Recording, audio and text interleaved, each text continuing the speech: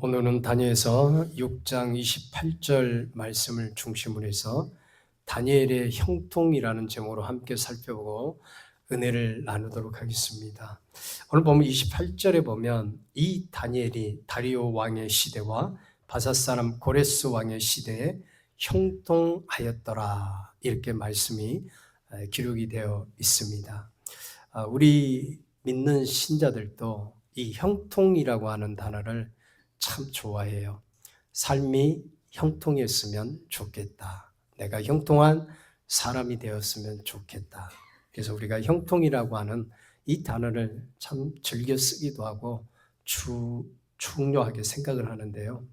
이 형통이라고 하는 말은 잘 되는 것을 말하죠. 원어에 보니까 번영하다, 번창하다, 성공하다, 이런 뜻이 담겨져 있습니다. 그러니까 육의 번영과 성공뿐만 아니라 영적으로도 하나님 안에서 잘됨의 의미가 있는 것입니다.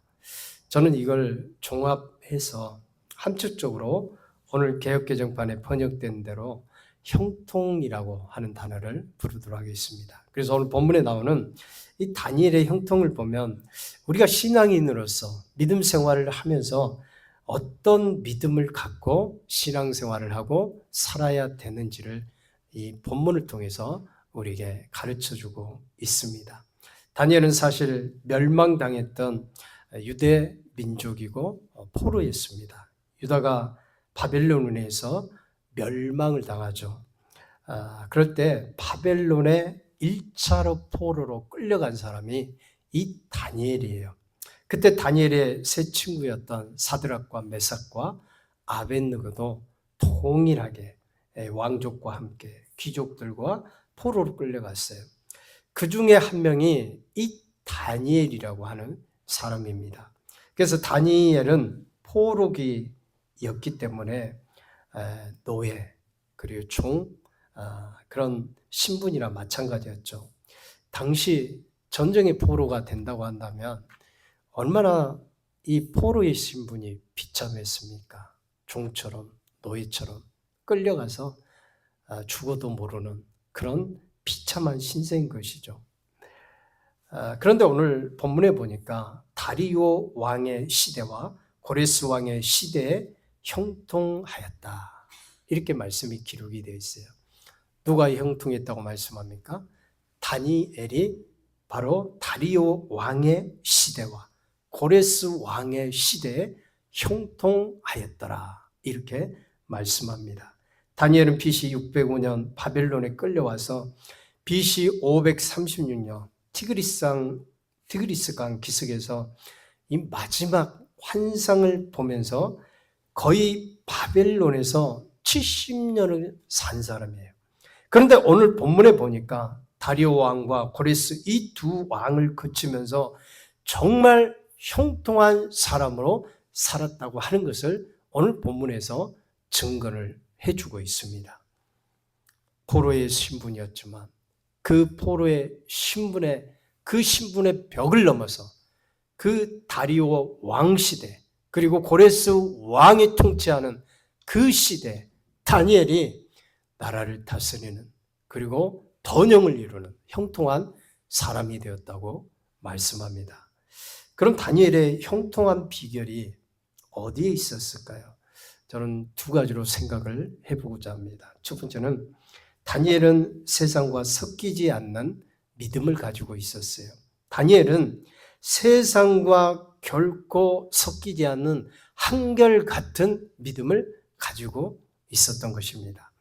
창세기 12장 1장 28절에 보면요, 하나님은 천지 만물을 창조하시면서 아담에게 생육하고 번성하며 땅에 충만하고 땅을 정복하라고 말씀합니다. 세상을 정복하는 것이 하나님의 뜻이었어요. 그런데 성경에 보면 하나님의 사람들이 세상에 지배를 당하고 정복당한 것을 보게 됩니다. 노아 시대에도 보면 하나님의 아들들이 이 사람의 딸들에게 섞여서 세속화가 된 것을 보게 돼요. 하나님의 사람으로 세상을 정복해서 하나님의 나라를 세워가야 되는데 오히려 세상의 지배를 당하는 안타까운 현실을 보게 됐던 것이죠. 지금도 그리스도인이라면서 교회와 세상에 반쯤은 걸터 있는 분들이 있어요. 그래서 하나님의 사람들이 세상 사람들에게 예속이 되고 지배를 당하며 살아가는 경우가 참 많아요. 지배를 당한 이유가 무엇일까요? 그건 세상의 가치와 문화에 이끌려 살기 때문이에요. 그리스도인들이 문화를 창조하고 이끌어 가야 되는데 오히려 이 세상의 문화에 그리스도인들이 끌려가고 있다고 하는 것입니다. 여러분, 우리 기독교가 초기 전해질 때만 해도 외국에서 선교사가 이 발전된 문명과 기술을 가지고 들어오면서 우리나라가 기독교 문화 자체가 세상을 선도해 갔어요. 의료 기술도 들어왔고 또 교육 사업도 했고 사회 사업도 했고 그래서 교회가 세상보다는 앞질러 가고 또 더 발전된 그런 모습으로 이 사회에 큰 영향력을 끼치면서 복음을 전했어요. 그런데 오늘날은 어떻습니까? 그 반대가 됐어요. 오히려 세상의 가치라든가 세상의 문화라든가 세상의 발전된 문명이 오히려 기독교 문화보다 훨씬 더 뛰어나고 또 기독교 문화가 오히려 세상에 지배를 당하고 끌려가는 그런 모습을 보게 됩니다. 그런데 오늘 본문에 다니엘이라고 하는 사람은요, 결코 세상에 정복되지 아니했던 사람이에요. 오히려 세상을 이기고 세상을 정복하며 하나님의 나라를 전파했던 사람이 이 다니엘이라고 하는 사람입니다. 다니엘서 1장에 보면요, 다니엘이 바벨론의 왕궁에서 길러질 때 왕의 진미를 거절하는 얘기가 나오죠. 당시 이 왕의 진미는요, 우상에게 한번 바쳐졌다가 나온 음식이었거든요. 다니엘은 이 우상에게 바쳐졌던 음식을 먹을 수가 없었어요. 왜냐하면 율법에 금하고 있었기 때문에 우상 제물은 손에 입에 대지 못했던 거 하는 것입니다. 그래서 환관장에게 구하죠. 그래서 채식을 했는데 오히려 고기 먹었던 소년들보다 더 윤기가 나고 얼굴이 아름다웠다고 말씀합니다. 오늘 그 말씀이요, 다니엘서 1장 12절로 15절에 보면 나와요. 청하오니 당신의 종들을 열흘 동안 시험하여 채식을 주어 먹게 하고 물을 주어 마시게 한 후에 당신 앞에서 우리의 얼굴과 왕의 음식을 먹는 소년들의 얼굴을 비교해 보아서 당신이 보는 대로 종들에게 행하소서 하며, 다니엘의 상황을 보면 지금 다니엘의 상황이 어떤 상황입니까? 다니엘이요, 한가롭게 음식을 투정 부리고 선택하고 마음대로 내가 먹고 싶다, 먹고 싫지 않다, 이럴 상황이 아닙니다. 다니엘은요, 포로의 신분이에요. 어디까지나 왕의 진미를 내리면은 선택할 수 없이 그냥 받아들이고 먹는 그런 입장에 처해진 사람이에요. 종의 신분과 다름이 없는 사람이에요. 그래서 음식을 선택할 권리가 전혀 없는 사람이에요. 여러분, 포로 신분 주제에 어디 음식을 내가 먹고 싶다, 먹고 싶지 않다 선택을 할 수 있겠어요? 어느 안전이라고. 주는 대로 먹어야 될 형편입니다. 그러나 그럼에도 불구하고 다니엘은요, 타협하지 않았어요. 과감히 왕의 진미를 거절하고 오히려 그 상황을 하나님이 기뻐하는 믿음 가운데 주도해 나간 것을 알게 됩니다. 사랑하는 여러분, 믿음의 사람은요, 환경이라고 하는 것이 있는데 그 환경에 결코 굴복당하지가 않습니다. 핍박 가운데서도 하나님을 믿는 그 믿음은 지키는 사람이 믿음의 사람이에요. 골프 치러 가자고 그럴 때 주일날 빠지고 가는 사람이 있어요. 주일날 여행 가자고 할 때 교회 안 나고 놀러 가는 사람이 있고요. 직장 상사가 술 먹자고 할 때 그냥 모른 척 그냥 마시는 사람도 있어요. 세상 쾌락과 유의를 즐긴다고 똑같이 따라간다고 하는 사람들. 여러분, 이런 사람들은 세상에 끌려 사는 사람이에요. 세상에 정복당해서 그 문화에 끌려가는 사람이에요. 여러분, 금이 가치가 있는 이유가 뭘까요? 금은요, 변하지가 않아요. 금은 세월이 지나도 그 모습 그대로 황금 가치를 그대로 유지한 것입니다. 변하지 않기 때문에 금이 가치가 있는 거예요. 여러분, 마찬가지입니다. 우리의 믿음도 세상과 섞이지 않고 변하지 않을 때 가치가 있는 거예요. 나라는 믿음의 자녀의 정체성, 성도라는 정체성이 결코 세상과 섞이지 않아야 되는 것입니다. 세상 문화를 따라갈 필요도 없고요. 그것이 믿음의 자손들의 신실함이 결코 아니에요. 세상 따라가는 문화, 그것은 우리 믿는 사람들이 세상을 거절하고 오히려 하나님의 말씀을 지켜가는 그런 믿음의 사람으로 사는 것이 하나님이 우리에게 주신 믿음의 자녀의 정체성에 맞게 신앙생활하는 사람이에요.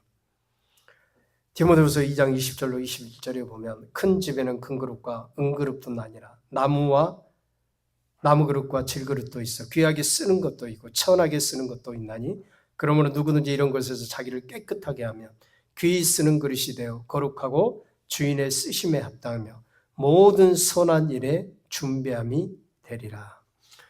하나님은 금그릇이라고 무조건 사용하시고 나무와 질그릇이라고 사용하지 않는 것이 아니라고 하는 겁니다. 금그릇이라도 깨끗이 않으면 사용할 수가 없는 거고요. 나무와 질그릇이라도 깨끗이 하면 하나님이 귀하게 사용하시는 거예요. 저는 그런 면에서 나무와 질그릇 같은 존재예요. 그러나 중요한 것은 주님이 쓰시냐, 주님이 쓰시지 않느냐, 그게 중요한 거예요. 여러분 집에 보면은 귀한 그릇, 손님 오려고 귀한 그릇 찬장 위에다 올려놨죠. 곱게 모셔놨어요. 그런데 이사 갈 동안 한 번도 쓰지 않고 그냥 그 아까운 그릇 그냥 내버려 두는 경우가 있어요. 여러분 사용하지 않으면 무슨 소용이 있겠어요? 여러분 하나님이 우리가 받은 달란트가 또 능력이 적다 할지라도 우리를 주님이 사용하시면 금그릇이 될 줄 믿습니다. 우리를 주님이 귀하게 사용하시면 우리가 금그릇 같은 귀한 존재가 되는 거예요. 금그릇을 부러워할 것이 아니고 재능 있는 사람을 부러워할 것이 아니고 지금 내가 주님 앞에 쓰임받고 있다고 하는 사실, 이게 영광스러운 일이에요. 여러분들에게 하나님께서 맡겨주신 영광스러운 직분이 있어요. 그건 여러분 그냥 세상의 직분이 아니에요. 영광스러운 직분입니다.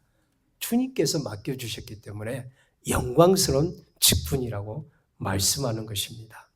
여러분 영광스러운 직분을 가진 자는 하나님이 찾으시는 사람, 하나님이 기뻐하는 사람입니다.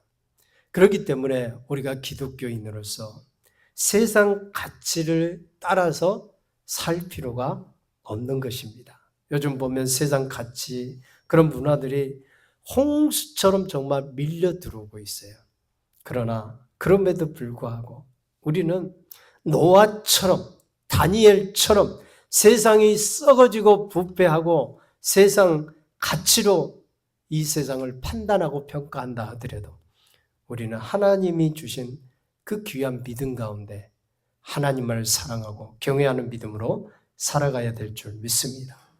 누가복음 18장 8절에 보면 그러나 인자가 올 때 세상에서 믿음을 보겠느냐.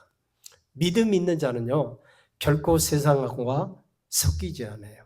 구약에 보면 이스라엘 백성들을 보면 바알과 하나님하고 혼합해서 예배를 드렸어요. 그래서 하나님께 사랑받지 못했고 그래서 하나님께 정말 징계를 많이 받았던 백성들인 것입니다. 여러분, 우리는 세상이 타락하고 부패하고 또 세상이 그 정욕과 욕심과 또 부와 물질을 추구한다고 그래도 우리는 오직 다니엘처럼 구별된 자녀로, 구별된 백성으로 오직 하나님만이 구하고 하나님의 은혜를 구하는 복된 백성으로 살아가야 될 줄 믿습니다. 두 번째는 이 다니엘의 형통함은 영적 생활의 신실함이었어요. 다니엘은요, 영적 신앙의 삶에 있어서 정말 신실한 사람이었어요. 신실한 사람이라고 하는 것은 믿음직스러운 사람임을 말씀합니다. 그러니까 하나님이 보셨을 때 하나님이 집사님을 보시고 권사님을 보시고 장로님을 보시고 이 목사를 봤을 때 믿음직스럽다. 이런 사람이 신실한 사람이에요. 믿음직스러운 사람은요, 진실한 사람이에요. 하나님 앞에 진실한 사람으로 사는 사람을 말씀합니다. 다니엘이 그와 같은 사람이었어요. 오늘 본문장이 1절과 2절을 보면 다리오가 자기 뜻대로 고관 120명을 세워서 전국을 통치하고 또 그들 위에 총리 셋을 두었으니 다니엘이 그 중에 하나이라. 다리오 왕은 고관 120명을 세워서 전국을 통치를 했습니다. 또 그들 위해서 총리 셋을 두었어요. 그런데 그 총리 셋 중에 가장 월등한 사람이 누구냐? 바로 다니엘이었어요. 그런데 그들 중에 이 다니엘은 어떤 사람이었냐? 민첩하고 지혜로웠다고 말씀합니다. 여기 이 민첩했다고 하는 말은요, 뛰어나다, 비상하다라고 하는 의미를 담고 있어요. 뛰어나고 비상한 머리를 갖고 있는 사람. 우리 주위에도 보면 그런 사람이 있잖아요. 우리 보통 사람보다는 뭔가 다른 것들을 생각해낸 사람, 비상한 머리를 가지고 있는 사람. 다니엘은 그런 사람이었어요. 이 고관들도 생각지 못한 나라의 통치의 일, 그런 비상한 일들을 생각해냈던 사람이에요. 그러기 때문에 포로로 끌려갔지만은 다니엘이 그 총리 세 중에 으뜸으로 나라를 통치하는 그런 통치자가 되었다고 하는 것입니다. 여러분들도 하나님께 기도할 때 그런 기도도 하세요. 하나님, 나에게 지혜를 충만케 하여 주옵소서. 나에게 비상한 머리를 주옵소서. 내 자녀들에게 비상한 지혜를 주옵소서. 하나님께 구하면 주실 줄 믿습니다.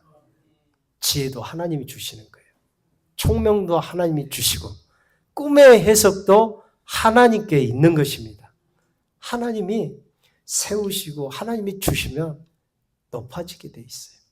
하나님이 앉고 일어섬도 알고 그 진도에서도 일으켜 주셔서 통치자를 만드신 분이 하나님이에요.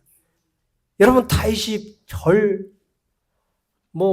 유능하고 그리고 체격이 건장하고 힘이 있고 그런 존재였습니까?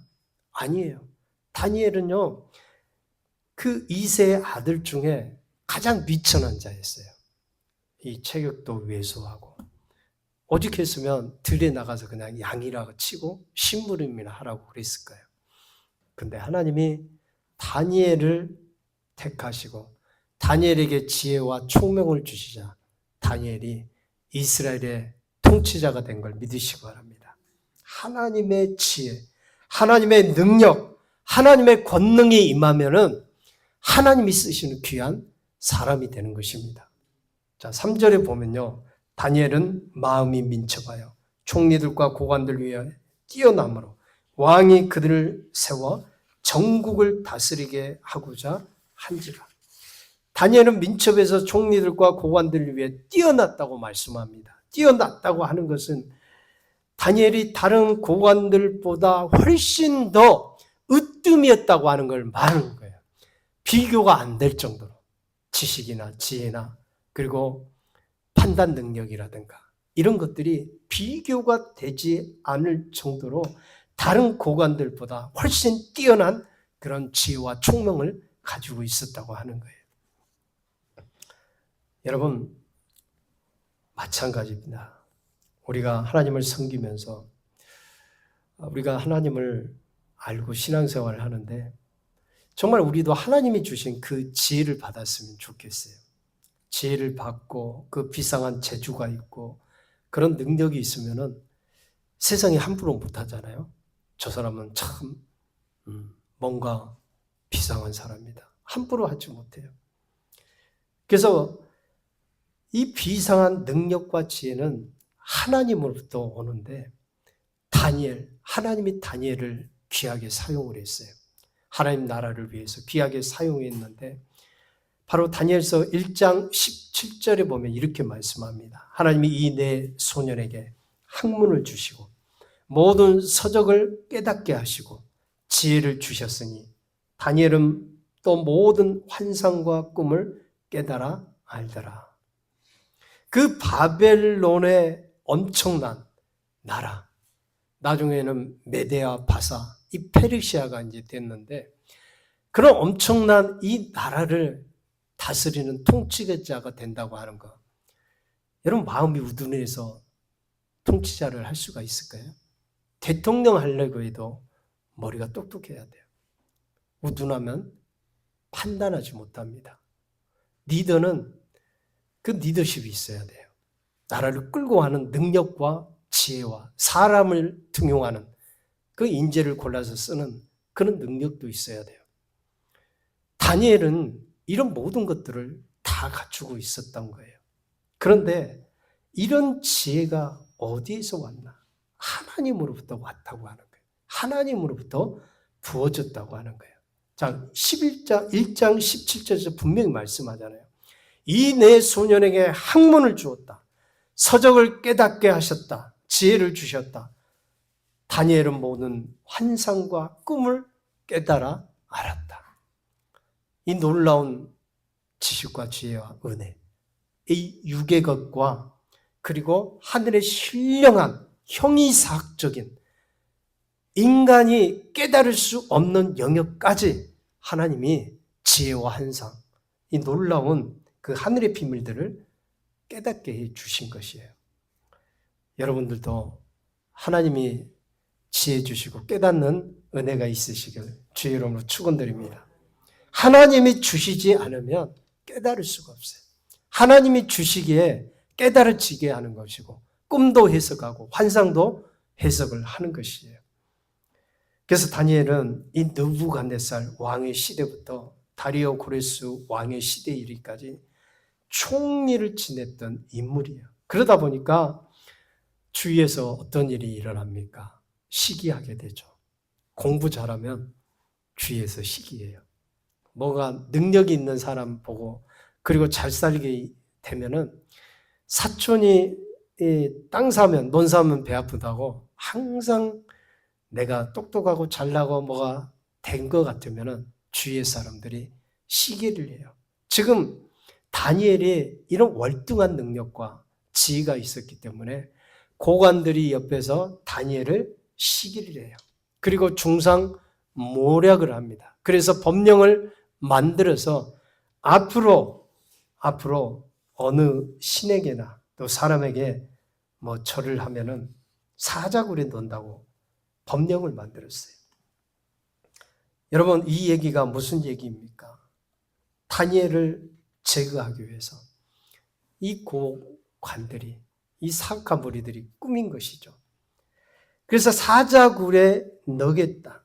만약 왕 외에 다른 신을 구하게 되면 택하게 되면 사자굴에 넣겠다. 다니엘을 죽이기 위해서 약간 괴결을 꾸미게 된 것이죠. 여러분 이런 모든 것들은 그 이면을 보면 사단이 꾸미는 거예요. 사단은 사람을 죽이고 사단은 사람을 멸망시키는 일을 하는 거예요. 살인자들 보세요. 그들이 왜 살인을 저지르는가? 그 뒤에서 사단의 역사가 있게 되는 거예요.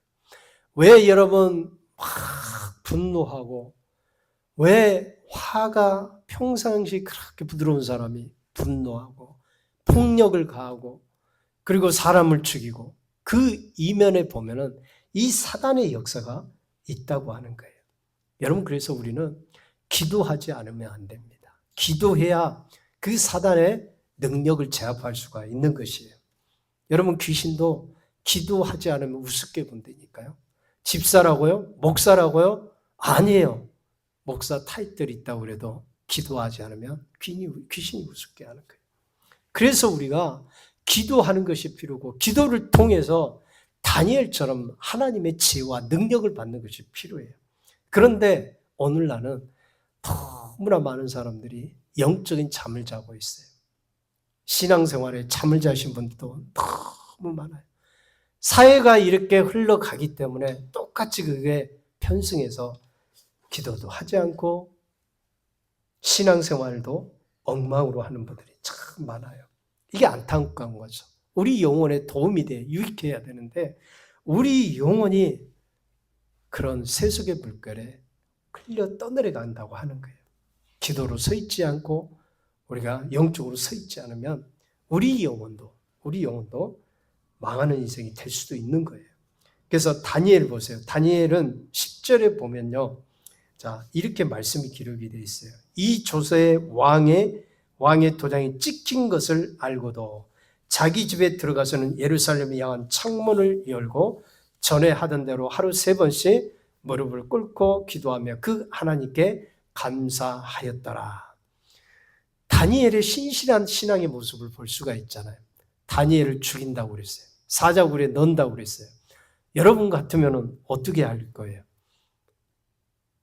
사자굴에 넣겠대요. 죽인대요. 그러면 어떻게 할 거예요? 네? 제자들처럼 도망가는 게 최선일까요? 근데 이 다니엘은요, 죽음을 각오하고 전에 하던 대로 무릎을 꿇고 예루살렘을 향해서 하루 3번씩 기도를 했어요. 여러분, 다니엘이 적들이 자기를 참소하려고 하는 사람들이 있는지 몰랐을까요? 네? 모르게 기도를 했을까요? 오히려 창문을 열고 기도한 거예요. 나를 죽이려면 죽여라. 여러분, 다니엘은 살아계신 하나님을 믿는 믿음인 줄 믿습니다.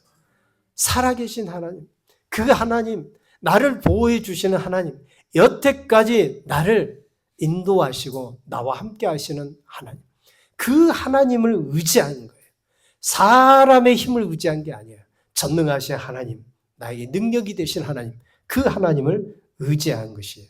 이것이 다니엘이 가지고 있는 믿음의 신실성이라고 하는 것입니다. 상황이 어떻게 됐든, 나에게 핍박이 오든, 나에게 박해가 오든, 나를 죽이려고 하든, 내 신앙적인 삶은 하나님을 향해서 날마다 기도하겠다.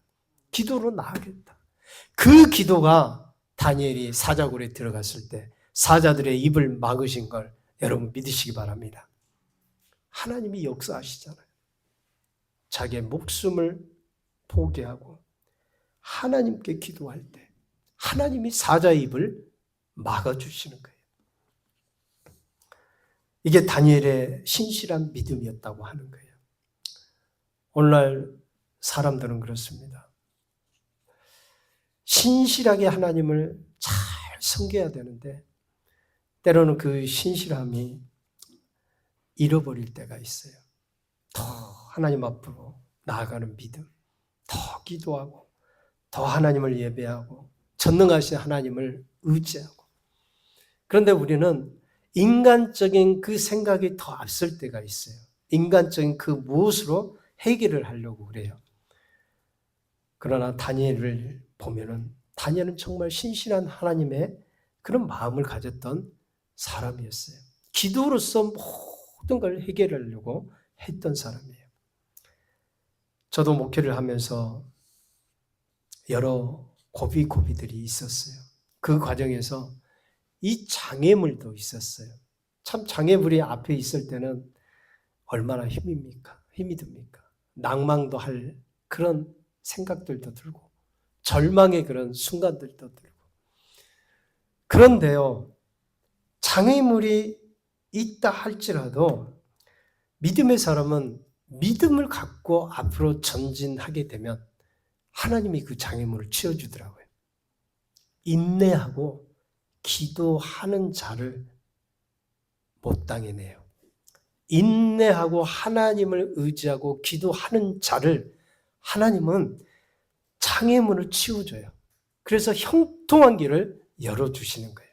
그러니까 우리가 하나님을 섬길 때는 하나님의 그 신실한 약속을 믿고 기도하는 게 필요해요. 하나님이 이거 해결해 주실까? 아니야, 안 될 것 같아.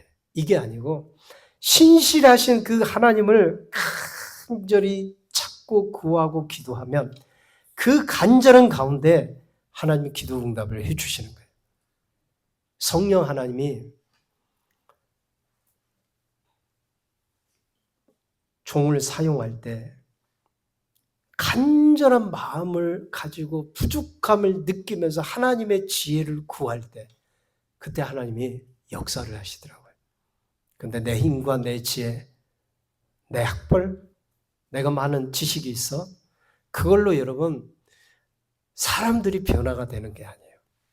사람의 변화는 성령 하나님의 역사에 변화가 되는 거예요. 성령 하나님이 일을 해야 변화가 되는 거예요. 그래서 우리는 자꾸 그 하나님 외에 다른 것들로 막 뭘 일을 하려고 해요. 움직이려고 해요.